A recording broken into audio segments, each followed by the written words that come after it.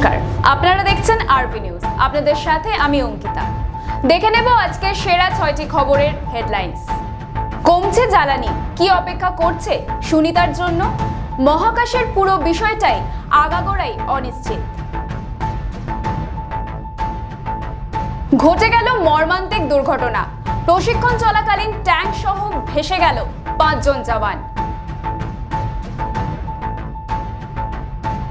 মহারাষ্ট্রে ভয়ঙ্কর পথ দুর্ঘটনা, মুখোমুখি সংঘর্ষে উড়ল গাড়ি, নিহত 7। চোর সন্দেহে ছাত্রকে পিটিয়ে হত্যা, গ্রেপ্তার আবাসিক ও প্রাক্তন সহ 14 জন।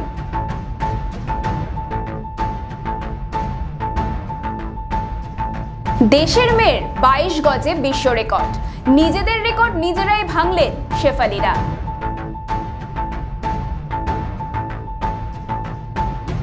এবার সক্রিয় মৌসুমী বায়ু, বঙ্গোপসাগরে তৈরি হলো নিম্নচাপ।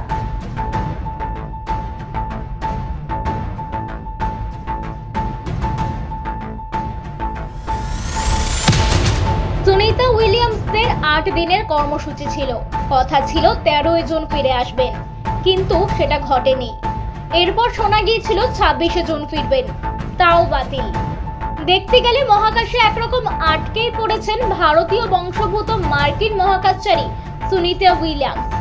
তার সঙ্গেই ফেরার কথা ছিল আর এক মহাকাশচারী ব্যারি উইলমোরেরও। মহাশূন্যের পুরো বিষয়টাই আগাগোড়া ভয়ানক অনিশ্চিত। এটা ঠিক যে সমস্তটা নিখুঁত অঙ্ক কষে ঠিক হয়, তবে সেই অঙ্ক উল্টে যেতে 1 সেকেন্ডও সময় লাগে না। জানা গিয়েছে পুরোপুরি যান্ত্রিক গোলযোগ।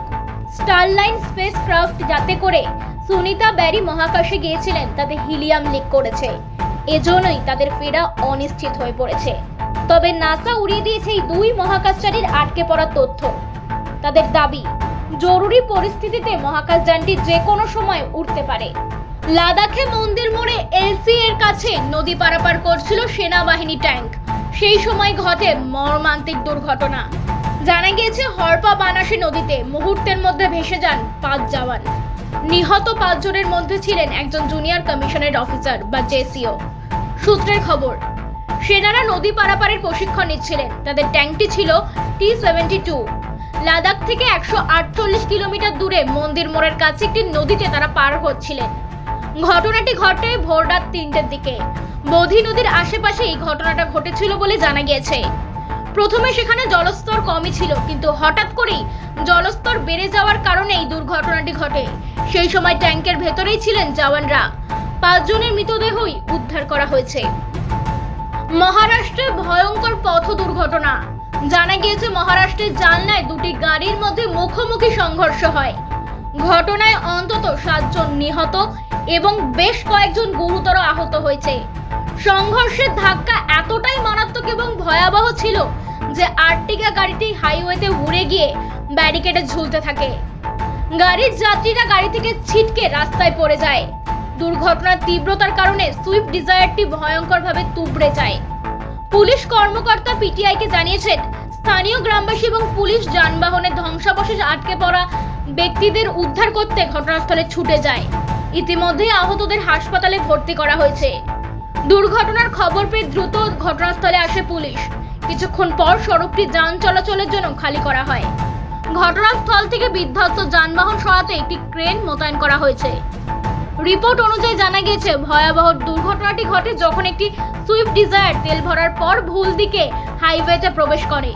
তখনই নাগপুর থেকে মুম্বাইয়ের দিকে যাওয়ার সময় একটি আর্টিগার সঙ্গে ভয়ানক অ্যাক্সিডেন্টটা হয়। শুক্রবার মোবাইল ফোন চোর সন্দেহে নির্মল চন্দ্র সেন স্ট্রিটের একটি ছাত্রাবাসে নিয়ে গিয়ে যুবককে হাত পা বেঁধে গণধোলাইয়ের অভিযোগ ওঠে।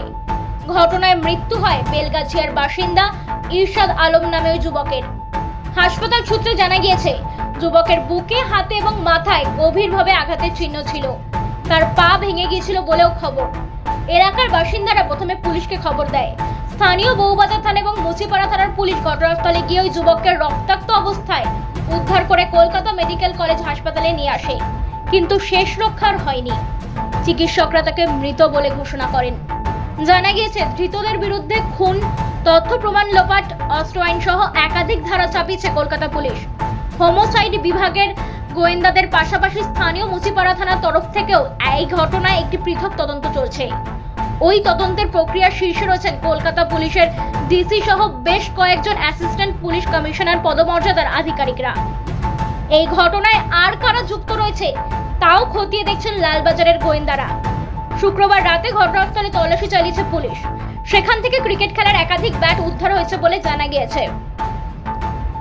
দক্ষিণ আফ্রিকার বিরুদ্ধে ওপেন করতে নেমেছিলেন শেফালি, সঙ্গে ছিলেন স্মৃতি মান্ধানা। ওপেনিং পার্টনারশিপে 292 রান তোলেন তারা, সেটাও বিশ্ব রেকর্ড।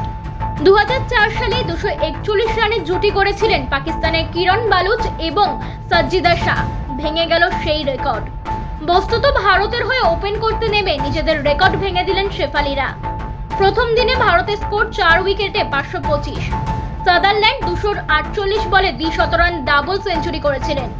শেফালি করলেন 194 রান। শেষ পর্যন্ত 197 বলে 205 রান করে আউট হন তিনি। ভারতের টেস্টে সবচেয়ে বেশি রানের ইনিংস খেলার রেকর্ড মিতালি রাজের। মাত্র 9 রানের জন্য সেই রেকর্ড ভাঙতে পারলেন না শেফালি। বিশ্ব রেকর্ডটি পাকিস্তানের কিরণ বালুচের, 242 রান করেছিলেন তিনি। গোটা পশ্চিমবঙ্গের সব অংশে ঢুকে গেল বর্ষা, সক্রিয় মৌসুমী বায়ু। বঙ্গোপসাগরে তৈরি হলো নিম্নচাপ। উত্তর পশ্চিম বঙ্গোপসাগর ও সংলগ্ন পশ্চিম মধ্য বঙ্গোপসাগরে ঘূর্ণাবাত গতকাল বিকেলে নিম্নচাপে পরিণত হয়েছে। এই নিম্নচাপ এখন অবস্থান করছে উত্তর বঙ্গোপসাগরের ওড়িশা উপকূলে। শনিবার অতি ভারী বৃষ্টি পশ্চিম মেদিনীপুর, ঝাড়গ্রাম, পুরুলিয়া এই 3 জেলাতে।